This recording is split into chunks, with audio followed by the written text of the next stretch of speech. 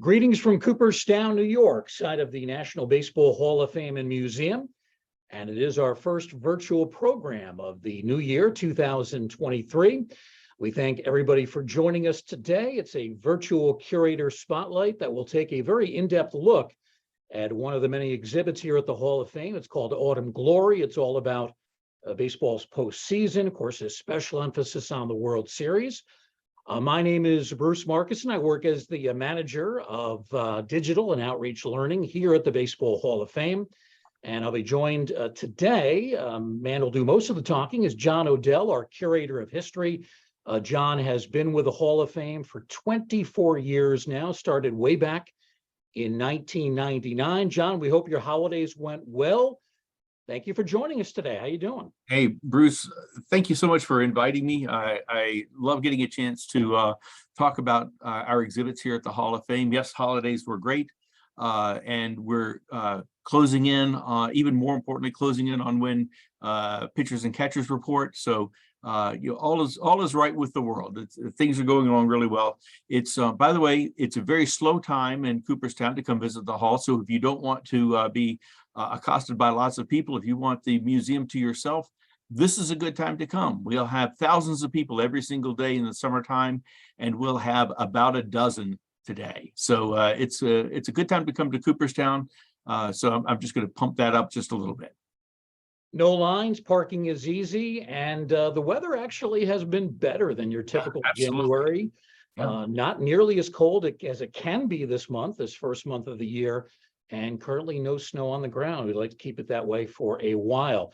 John, let's jump right into it. Each of our exhibits here at the Hall of Fame has a theme, a thesis, a purpose. Yes. How would you describe the purpose of our third floor exhibit, Autumn Glory? So every museum exhibit always has some curatorial background to it. That is a structure on which you're going to tell the stories, the artifacts that you want to bring into an exhibit. There are so many different ways that you can slice any story that you need to have something that you can go back to, a touchstone, so to speak.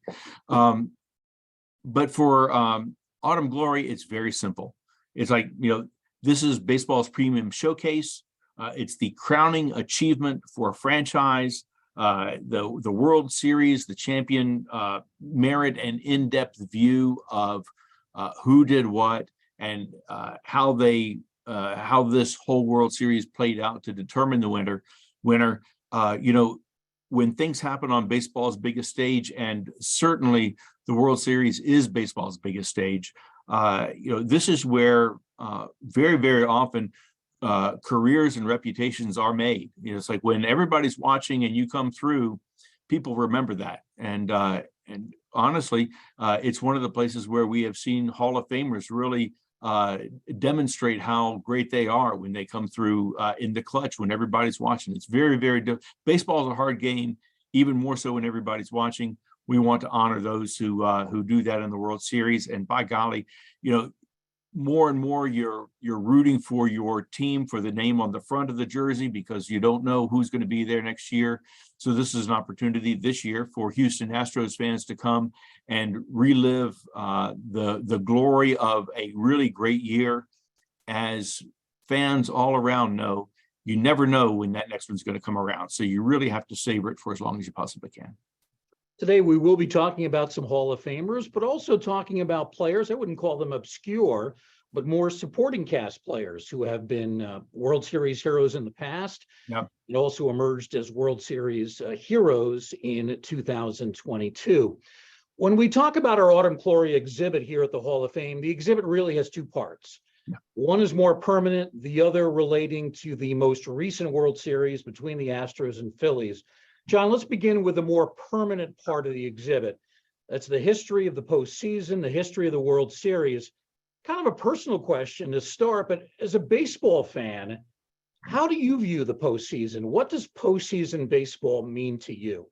Well, as a baseball fan, and honestly, I'll tell you the truth, everybody here at the Hall of Fame, we're baseball fans first, but we're also, most of us, fans of a team. And so everything gets woven together. It's like, I understand when I'm putting on my professional hat, I'm needing to tell the best story I possibly can for the Houston Astros, and yet in the closing days of the regular season, the Baltimore Orioles, who are my favorite team, really had put on a remarkable run this year. Couldn't quite make it to the postseason, but it was a terrific enjoyment of the season. And so when we move into the postseason, if your team is still playing, it's the greatest thing ever.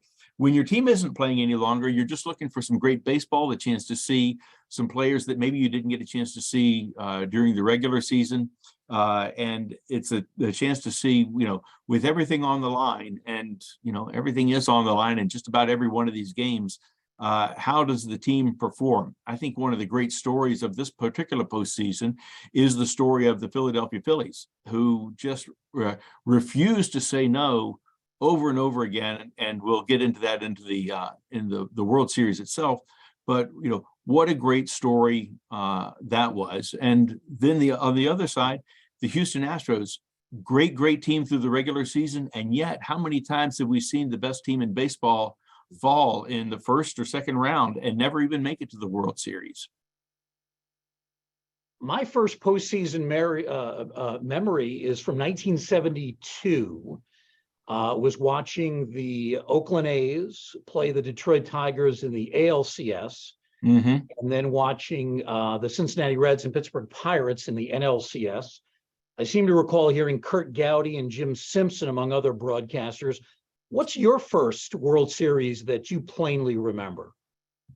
Gosh, that's a great question. I'll tell you one that the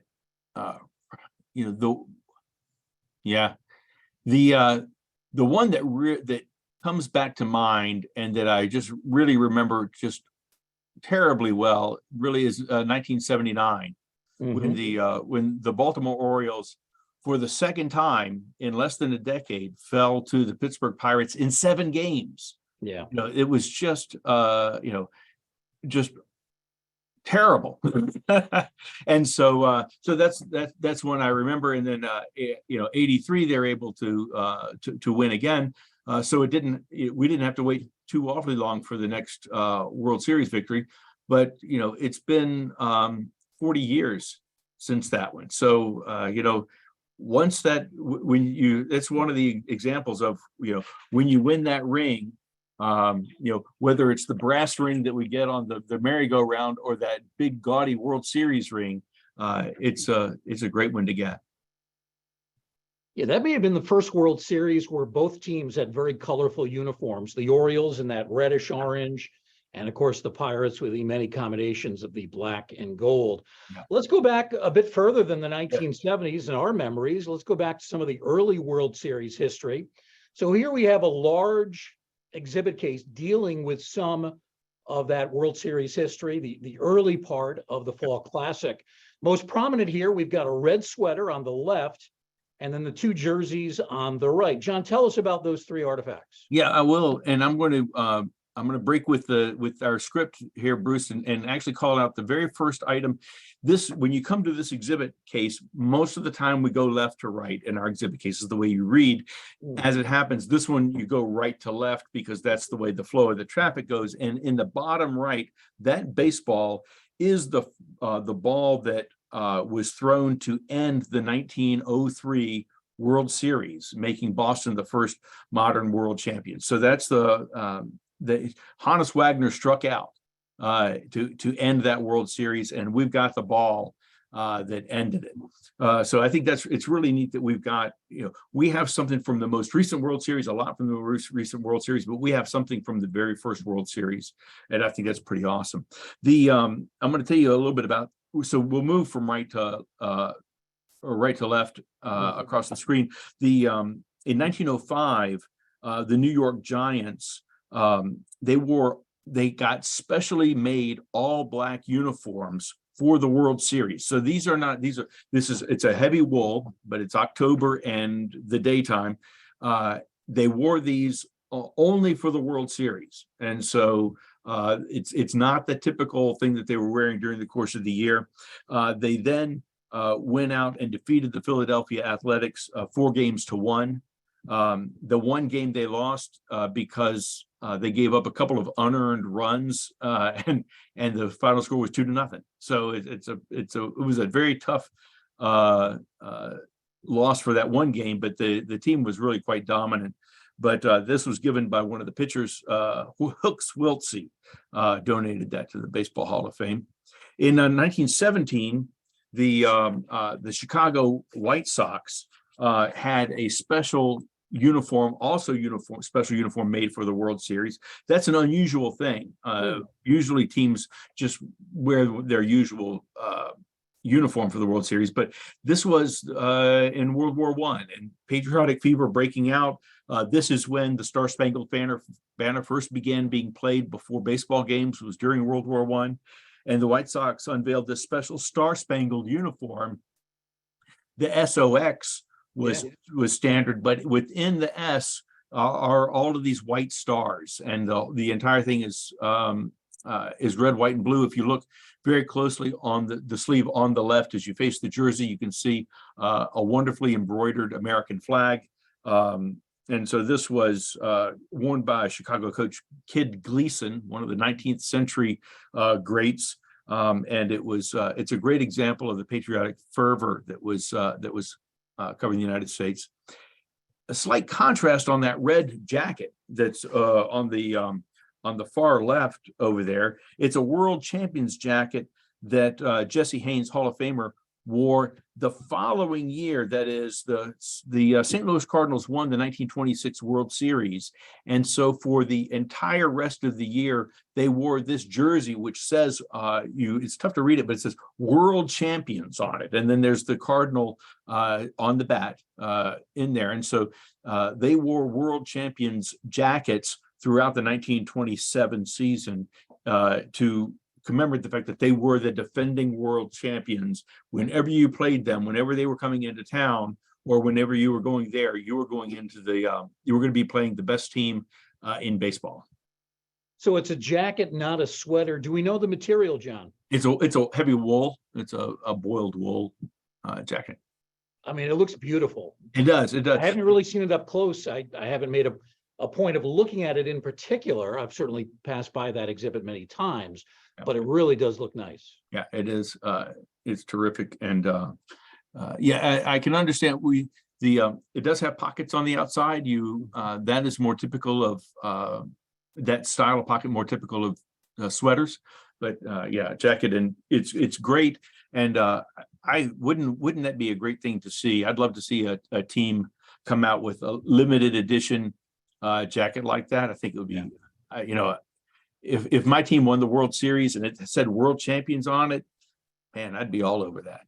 We've made a lot of progress with uniforms and equipment, but we've gone backward in terms of jackets and hooded sweatshirts that we wear nowadays, which I just can't stand. I hope they go back to some of these old styles, maybe in a few years. Yeah, we're old school, man. We're old school. That's right. Sticking with the case, but looking at the lower part of the case is actually a timeline of World Series history. Tell us a little bit about some of these highlights. So when you look at the artifacts that we had up there, of course, we don't have room for artifacts from every single World Series. So we have a few selected items that we think tell particularly interesting stories, and in addition, there are a lot of stories that we don't have a chance to tell because we don't happen to have artifacts from them. And so this timeline that we have down here tells, a little bit more about a variety of World Series, and we call out unsung heroes and mound masters. Mound master we defined as someone who won 3 games in a World Series. It's like if you win 3 of your team's 4 games, you have mastered that mound and mastered the other team. So we call that mound masters. And then the unsung heroes. We like to call out those who did something that now we know the more famous person who did something, but there's somebody often who did something right before, or it may be an inning or two, or just a batter or two, that set the stage for the greater, more well-known story. And it's one of the great things about being at the Hall of Fame is you get a chance to tell some of these stories that aren't perhaps quite so well known, but we think ought to have a little bit more press. That, of course, is a photograph of Babe Ruth on the left side. It's from his days as a pitcher with the Red Sox. Yep. We often remember Ruth as the older version, thick in the middle, spindly legs, not exactly a model of conditioning, but he's much different in this photo. I think it's from 1919. 1918, actually, and it's when he set his record of consecutive scoreless World Series innings, which was not, so he's with the Red Sox, and that record would stand for 40 years until Whitey Ford broke it in 1961. So, yes, and this is one of the moments that when people say that Babe Ruth was the greatest baseball player ever to live, it's like, well, he was making it to the Hall of Fame, whether he was a hitter or a pitcher. That's hard for anybody else to say. So but there again, one of the opportunities to tell a little story that maybe not everybody knows. Let's jump ahead, John, to the 1920s, where we have some more World Series history. We have some images, pose shots of players. We have 4 of the Yankees, I assume from Murderers Row. There's a replica of a program, a giant Yankee World Series. Tell us a little more detail about some of these items. Yeah, so the 1920s is just a terrific time, and one of the things that I like best about the 20s is something that is not seen here in this photo, but is something right next door to it, right behind it, and it's the World Series championship jewelry. The 1920s is neat because it is the time when there was the greatest variety of jewelry, and you get a chance to see what has become now the iconic element of baseball championship, the ring, come into existence. At the very beginning of the 1920s, the winning team got a simple, small lapel pin that would go on your lapel, and it had a small, very small, very unassuming diamond in it. And then it eventually moved over to watch fob chains, because everybody wore pocket watches in the day, and so you put something on your watch fob. Then over to other lapel pins, watches came in. Finally, in the New York Giants in 1922 created the first World Series ring. And it didn't pick up again until 1926 when the Cardinals won it, and then they were the first team the second team to have a ring, and then it went back to watch fobs and tie pins and tie clasps rather, and then by the early 1930s is when finally the ring sticks and becomes the item that everybody goes for, and even Hall of Famers will say, and have said up on the stage when they were being inducted, like that the only regret they have is that they didn't get a chance to get that ring. And that's, it remains the ultimate team achievement, even when you're the 1% of the ball players who made it to the Hall of Fame. If you didn't get that ring, then there's definitely a hole in your baseball heart, so to speak. Very interesting. The ring tradition as an annual tradition really did not catch on until the 1930s. The first ring, as you mentioned, 1922. That giant Yankee program, 1921, that of course is an image that is used there. Do we have the actual program? We do have, we have a great collection of programs. We are lacking just a couple of them, but this is one of those that we have in our collection. Interestingly enough, it has the owners on the front of that, not the ball players. And so that's what's going on with in this particular one. And, today you would think with the Giants and the Yankees, well, maybe you would have Babe Ruth on there. Wouldn't that sell a few more? Or is it the managers? It's tough to tell on this one. That may be, in any event, It's not the ball players, it's not the stars that you would think, nor is it any kind of a logo on the front. That it's just a couple of portraits of businessmen. So there you go. Not quite as engaging as we would expect to see today. Now, who's the player? Looks like a pitcher to the left of the program. Yeah, that's a great question. And hold on for a second. That's Pete Alexander, Grover Cleveland Alexander. We know of him more often, and he struck out Tony Lazzeri with the bases loaded to secure the Game 7 for the Cardinals in 1926.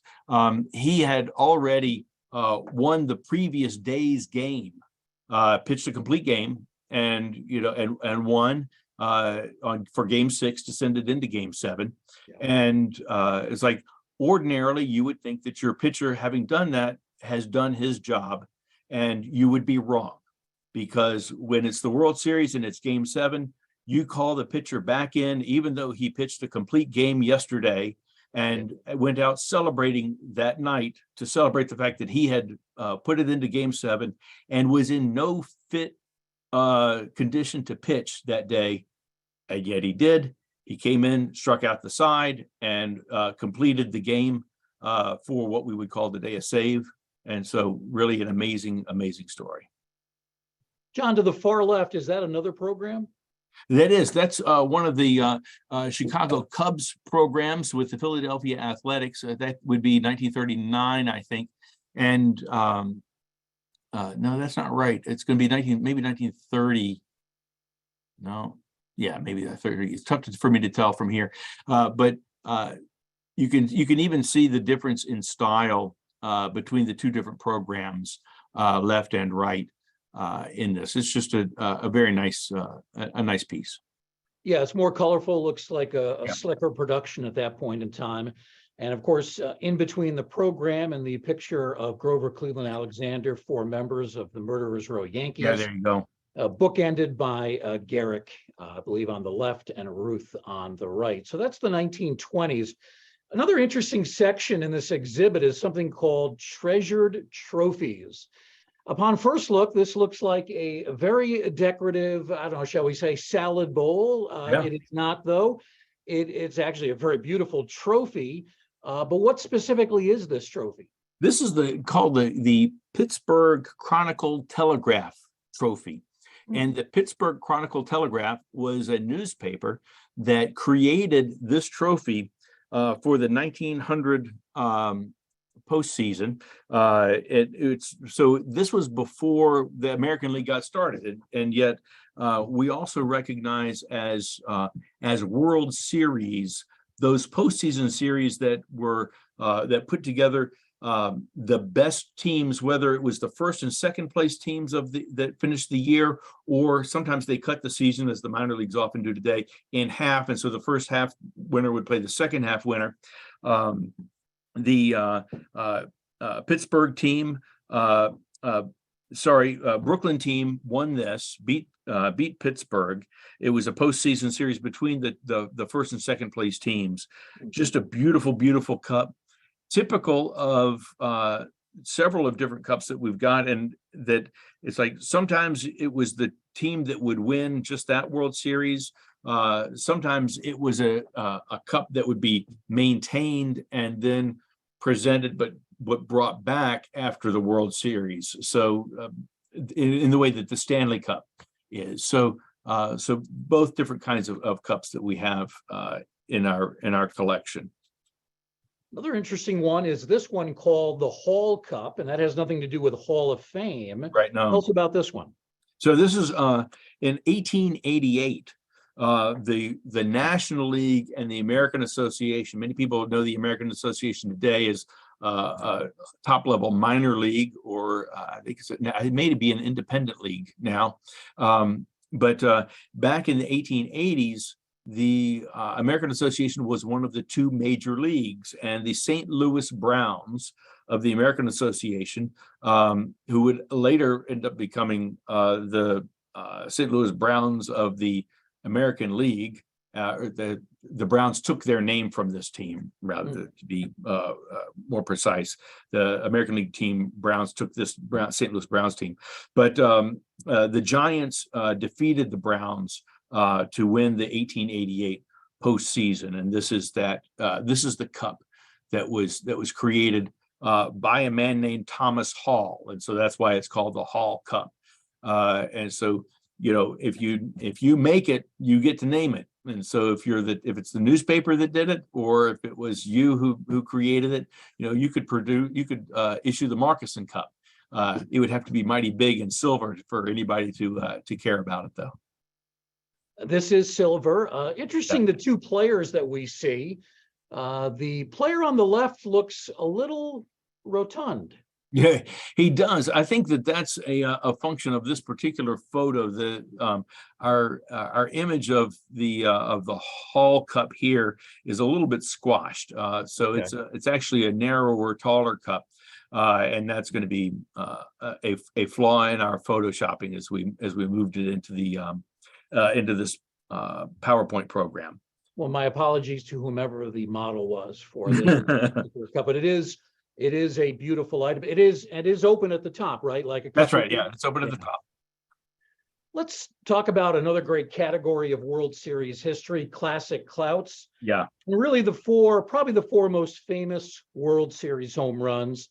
If you include postseason, you talk about somebody like Bobby Thompson. Yeah. But here we have Mazeroski, Fisk, Joe Carter, and Reggie Jackson, if we go clockwise, starting in the upper left. Yeah. So, I think that for the past 60 years, I think that there's no question that these remain the greatest home run achievements, moments in World Series history. And, it begins with Maz hitting it out against the vaunted Yankees team in 1960. The Pirates, were outscored in that series by the Yankees, and the most valuable player actually went to a Yankee, not to Bill Mazeroski, because Bobby Richardson, I believe, was the second baseman who had just a marvelous World Series, and had the Yankees had no business losing that series for him. He did everything he was supposed to do, but Bill Mazeroski got a chance to catch a hold of one in the bottom of the ninth inning, and end that World Series in a thunderclap. Carlton Fisk in 1975 didn't win the World Series, but in that marvelous extra innings game, 6 game, sent it into Game 7 with the ball that he so famously waved fair as he sidestepped down the first base line. And Reggie Jackson, Game 6 of 1977, only saw 3 pitches that whole game. Yeah, he hit every one of them out of the park. And I think this is the third home run, if I'm not mistaken. This is the third home run towards center field. And this is the game and the moment that made Reggie Jackson Mr. October. Yeah. Like, after this, there was no doubt he had, and we were talking earlier about, performing when everybody's watching. And that is certainly something that Reggie Jackson did. And, he performed well all the time, but when the lights were brightest, that's when he starred. And then the last one, the most recent of them, of these home runs, but it's amazing to me that that's 30 years ago now, 1993, when Joe Carter, touch 'em all Joe, you'll never hit a bigger one. The team was leading the series 3-2, but trailing 6-5 in Game 6. And Carter stepped up to the plate against the Wild Thing, Mitch Williams, and Carter knocked the ball into the stands to end the game and win the World Series. And it was the first time since Mazeroski that somebody had ended the World Series with a home run, and the only time that it came from behind to win the World Series with a home run. Remember, Maz's home run was a shot with the teams tied. And so the solo shot won the game for them. But if he had struck out, it was going to go in. the Pirates couldn't lose in that at bat, but certainly the Toronto Blue Jays could have. Yeah. 30 years ago, I was in a restaurant in Utica, New York, a restaurant owned by a good friend of mine, and we didn't have the sound on, so we didn't hear the call of the network announcers, but it was a stunning moment as the Blue Jays capped off their second straight world championship. Home run hitters tend to get most of the attention, but brilliant fielding plays, also a big part of the World Series script. So here we have three gloves, and you can see them pretty clearly on the right side. Yep. From bottom to top, Algie and Frito's glove. Then we've got Willie Mays, and then Brooks Robinson. Yeah. So these are certainly the hitters get a lot of glory, but we wanted to make sure that sometimes when the fielders have done something really remarkable, that we wanted to recognize them too. And I want to let folks know that all of the items that we have at the Baseball Hall of Fame are donated. One exception to that is the Willie Mays glove, which has been loaned courtesy of the Little family for many, many years. And we are thrilled to be able to show that. That's the one in the middle. And it's just, a terrific opportunity to be able to show people a glove from what many consider one of the greatest defensive play in World Series history. But on the far left, by the way, of this of your image here is Bill Wamsgans in Game 5 of the 1920 World Series. We don't have the artifact from him, but we do have some other items that are downstairs, or rather around the corner from this in our records room area. He scored the only unassisted triple play in World Series history. Yeah. So there's all sorts of golden gloves going on here, and we're thrilled to be able to show them to fans and tell them a little bit of the story behind it. One of the great things too is that nowadays, if anything in the Hall of Fame piques your interest, you can just haul out your phone and Google it, and you can find more about it and often find a clip of it. So that's a terrific thing that people, and we see that happening with some frequency here at the Hall of Fame. John, one of my favorite parts of the Autumn Glory exhibit is this case, which is centered on Don Larsen's perfect game, October 8th, 1956. You've got, I guess, some non-traditional artifacts here. You've got that commemorative plate. Yep. The oddly shaped cap, which you'll explain to us, and then the ball and strike indicator. Right. So moving clockwise from the top right with that hat, that's the cap that umpire Babe Pinelli used when he was behind the plate and using that umpire's indicator when he called Don Larsen's perfect game, and he donated those items to us. It's really interesting to see that the umpire's cap at the time had a very, very short brim. It looks almost like a beanie. Yeah. And it's just a very different style than what we see out on the field today. Moving down to the bottom it was a ball that Larsen used in the perfect game. It's not the last out ball or anything like that. It's just one of the ones that he used, and it's also signed. So we're fortunate for that. Yeah. And then because this game was so amazing, somebody created and put out this plate to talk about the perfect game, and there's the box score in it with an image of Don Larsen, in the middle of it. Remember that Don Larsen was not a great baseball player. He's not in the Hall of Fame as a great baseball player. His moment is recorded in the Hall of Fame because it's one of the great moments in all of baseball. I'm going to say something here, and I've got to double check it, that I think Don Larsen had a lifetime sub 500 record.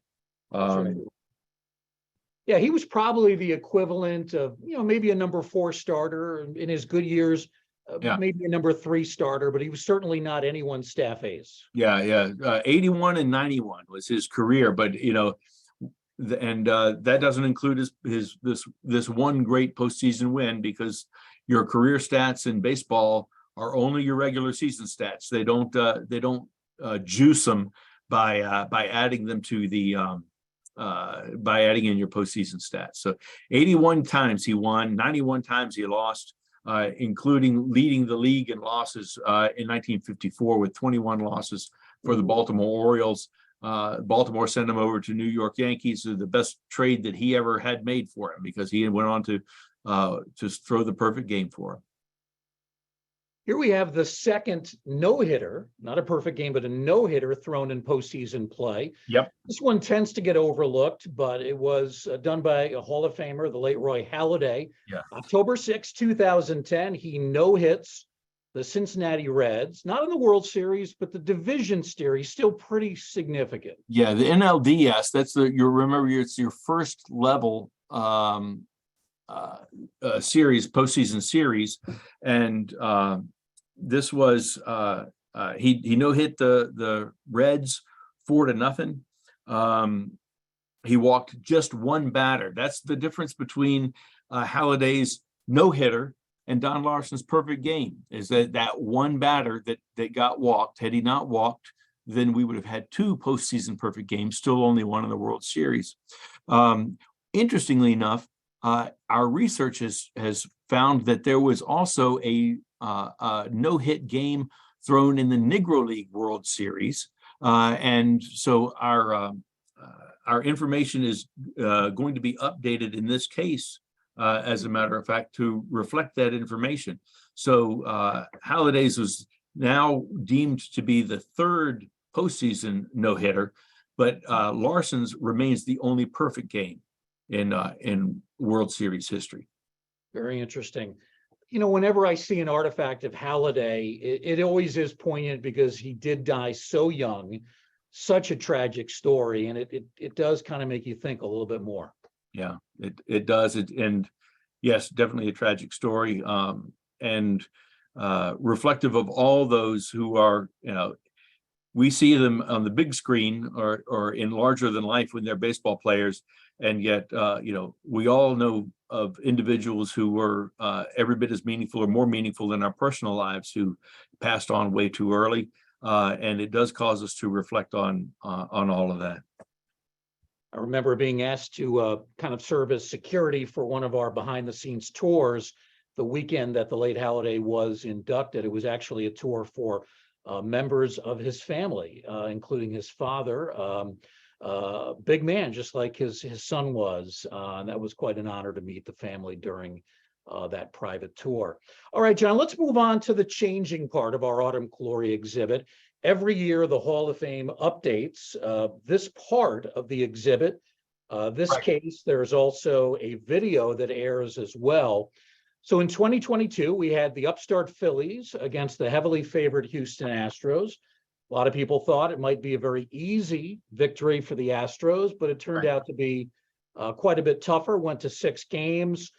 Philly certainly put a scare into the Astros early in the series, coming from behind in game 1, hitting 5 home runs in game 3.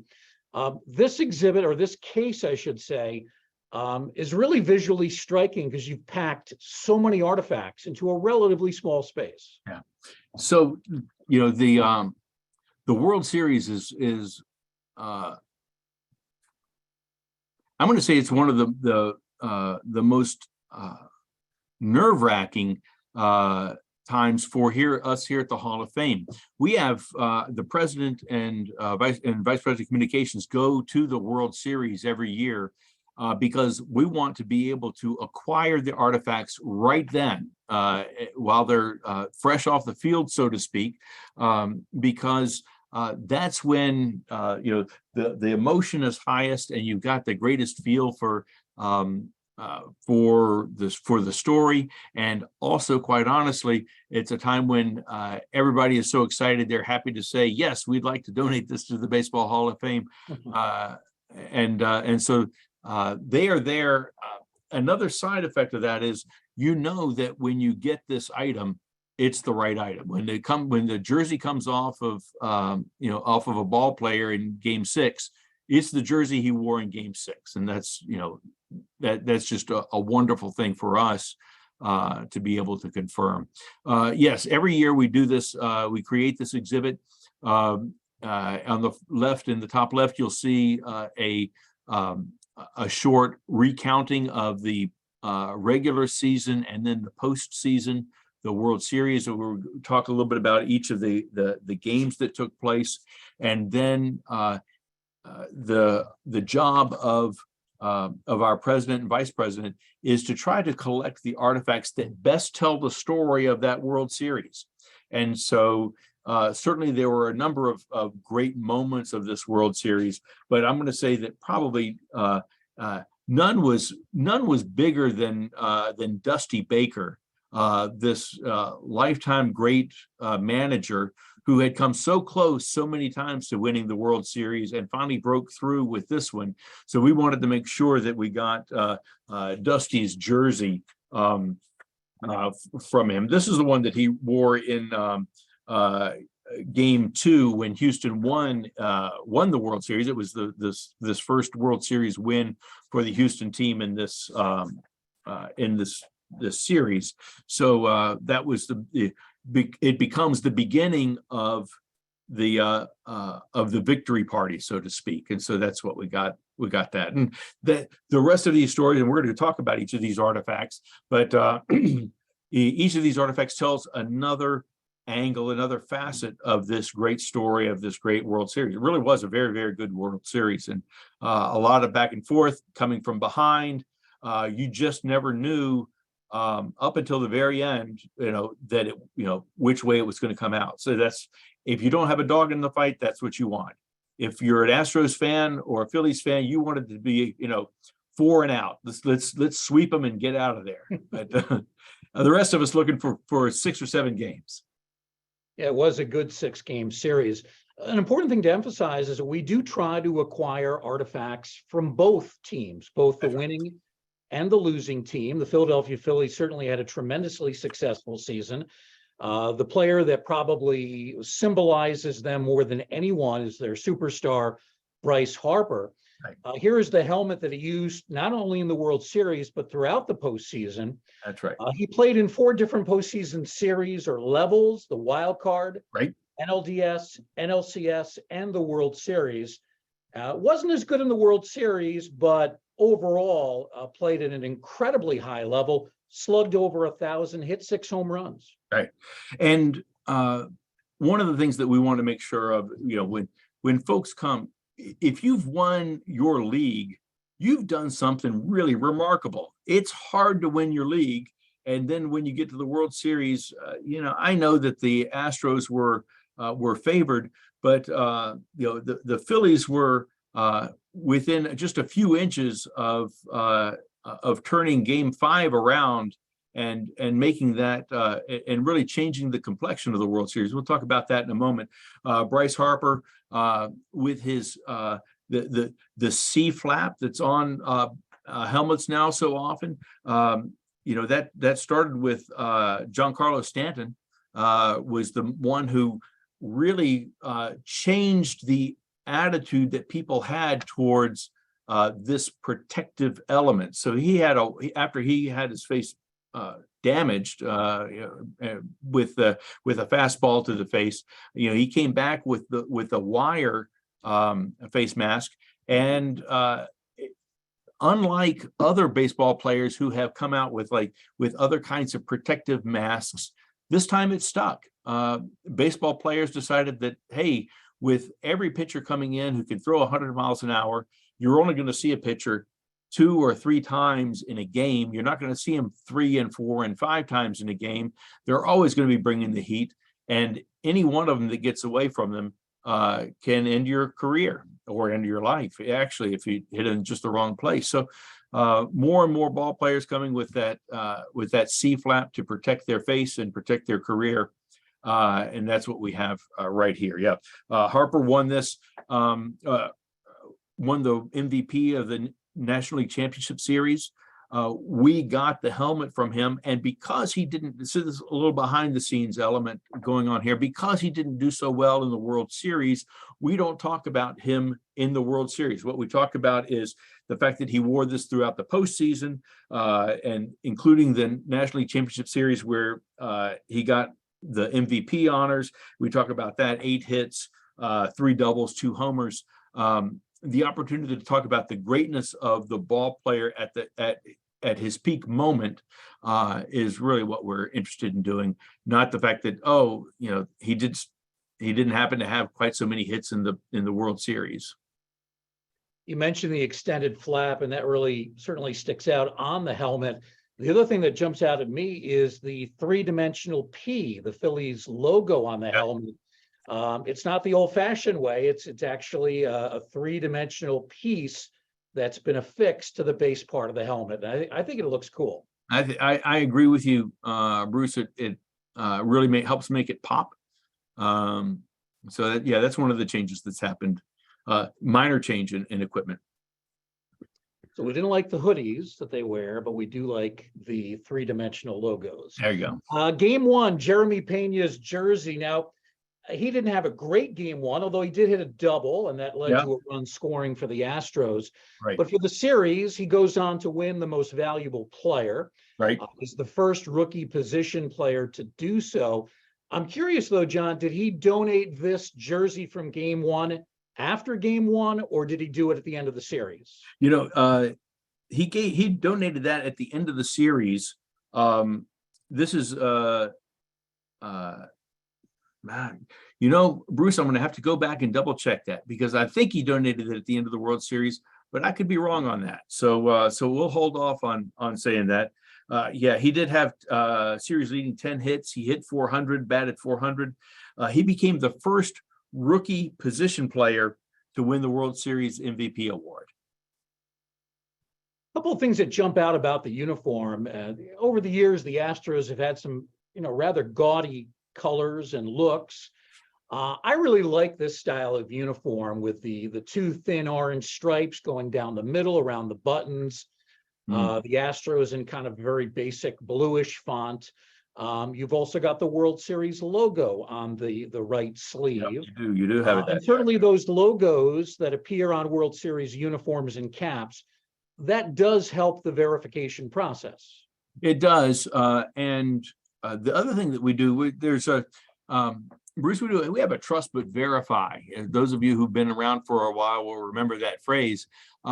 We know what something is supposed to be, but until we go back and find it again while the ball player is using it, we're not going to say that that's what it is. And so we go back with Jeremy Pena's jersey, and by having the jersey here at the Baseball Hall of Fame, you can find little imperfections, pieces of dirt that are on perhaps a shoulder or around the back, even just a loose thread, because of the up close digital imagery that we have now to watch baseball games.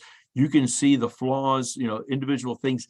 I'm seeing a flaw, but it's just an individual element of the uniform that tells you, oh, this is not just any Astros Pena jersey. This is the particular jersey that he wore in this game. And that's really, really important for us when we can nail that down.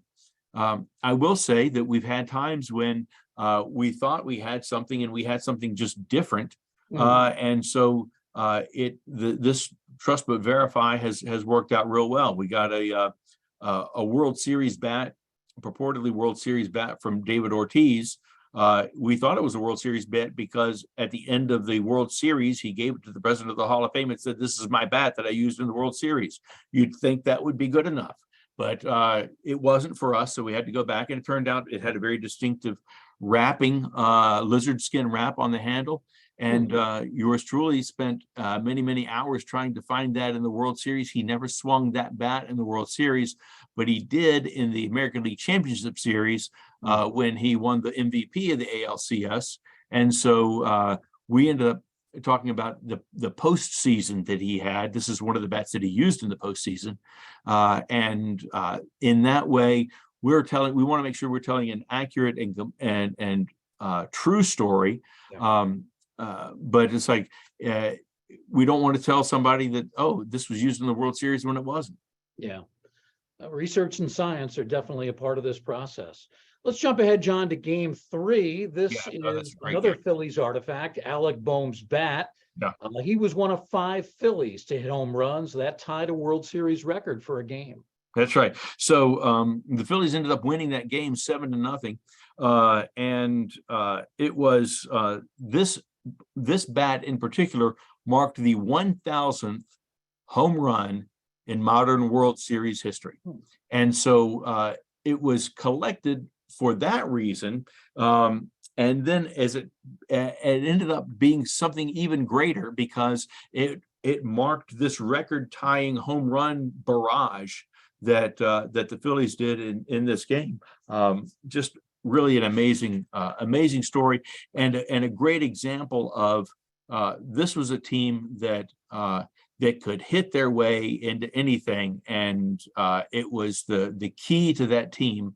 Really a remarkable story, and this was we called it a great get. We were thrilled to be able to get this, especially because at the end of the series, the Phillies came up just a little bit short. But you don't want to say, they didn't do anything. It's like, hey, they had some great moments in the World Series, and so this was a chance to talk about that and talk about baseball. After the Phillies tie the record for most home runs in the World Series, what happens next? What did happen next? No, flip our page and we'll find out. Oh, okay. You're giving me a cue here. I'm giving you a cue. Game 4, the unusual 4-pitcher no-hitter. Although That's right. These are becoming more common in regular season play, but they have certainly never happened in the World Series. Right.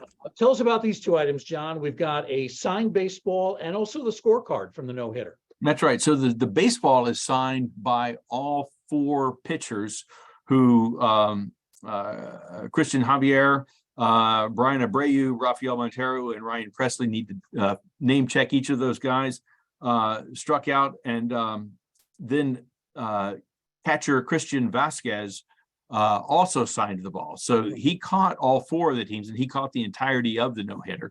But so what can you get when 4 people combine to do something that nobody's ever done before, to have this combined no-hitter? So it's like, usually when somebody has a no-hitter going, you leave them in. That's been the tradition for many years, and it is only within the past handful of years that tradition is being broken. We're in the moment in which that tradition is being broken right now. And so but Dusty Baker knew exactly what each man's ability was. He knew what his role was. The pitchers knew what their roles were. And so when Javier pitched this ball in game 4, it was a no-hitter, but he turned it over to the next guy, who turned it over to the next guy, and this was how the game played out. And just a game after being routed, the Astros came back with a masterful pitching performance. And somebody who knows something about masterful pitching performances is John Smoltz. He was a Fox broadcaster, and this is his scorecard. And so he kept the scorecard during the game, and we were so fortunate that he was willing to donate it to the Baseball Hall of Fame as the sort of the other half of this 2-part story. So you got the game from the field, but then the fact so many of us try to keep score or try to keep score. I'm in the latter category. I almost always get to some point where I have no idea how to score something, and then I just give up and watch the rest of the game. Interesting that it's signed by the 4 pitchers and the catcher. A lot of the items that we have in our collection, we don't want signed. That's right. Baseballs tend to be a little bit different. Having the signature really adds some meaning to it. And especially for an item that we want to, that we need to combine the efforts of a variety of people into a single artifact. And when we were looking at this story of a no-hitter by 4 different ball players. So, we have the baseball that Don Larson used from his perfect game. It's like, and he signed it, but it seemed like this was the very best way to acknowledge the efforts of all 4 pitchers into a single artifact. And then, like if they didn't have a catcher, all those balls go to the screen and batters go to the first base. So you got to have somebody back there who is blocking and catching and calling the game. And so that's the story of why you want to make sure you get the battery mate, Christian Vasquez, on that ball as well. Yeah, and historically, pitchers from no-hitters almost universally try to mention their catcher and give him some credit for the glory as well. Let's talk about Justin Verlander. He finally wins a World Series game, Game 5.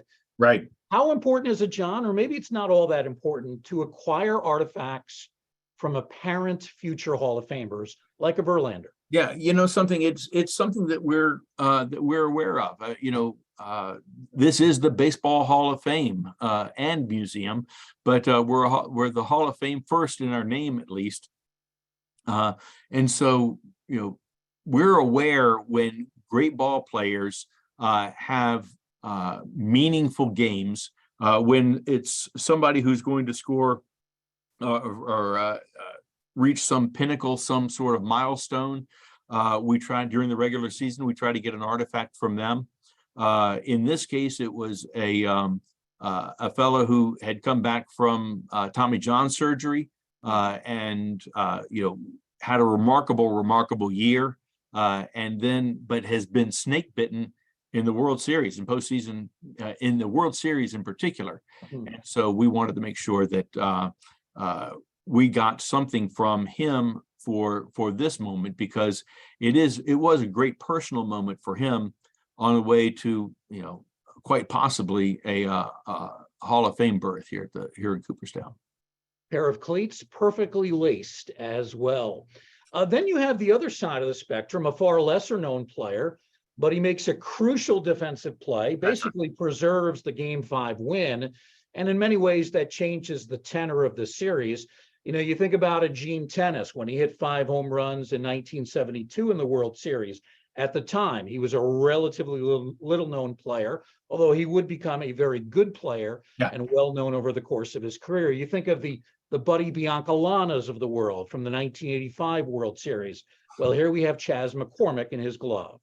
So Chas McCormick was in the outfield when Philadelphia's catcher JT Realmuto hit just a monster rocket off the bat that looked like it was going to bounce off the wall in the gap.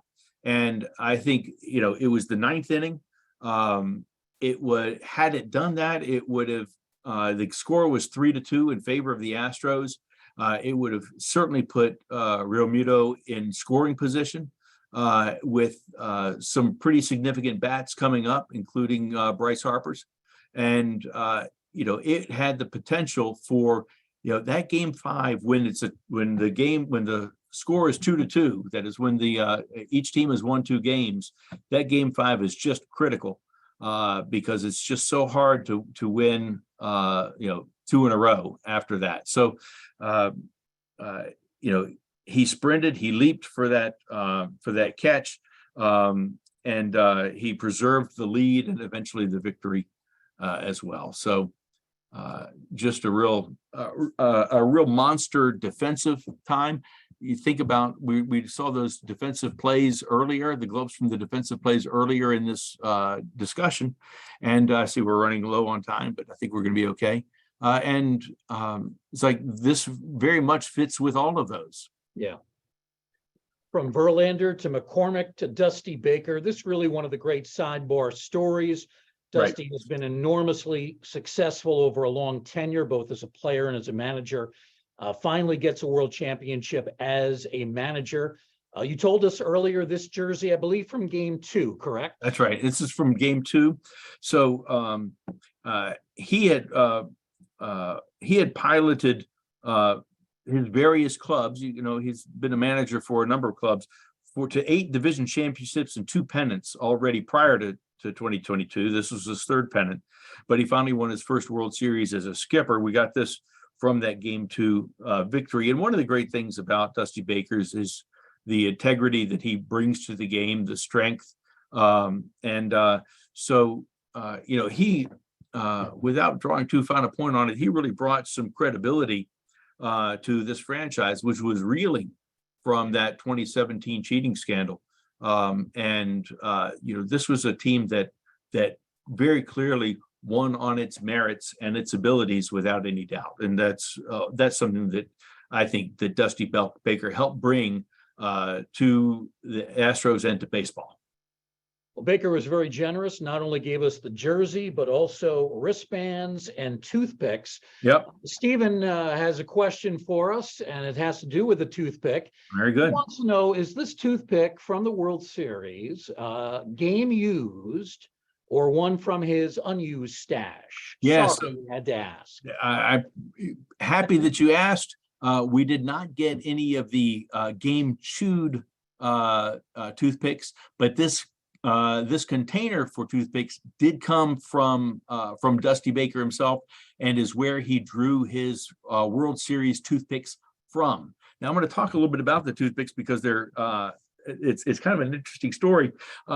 Dusty Baker used to dip tobacco, and in order to break that habit, he started chewing the toothpicks.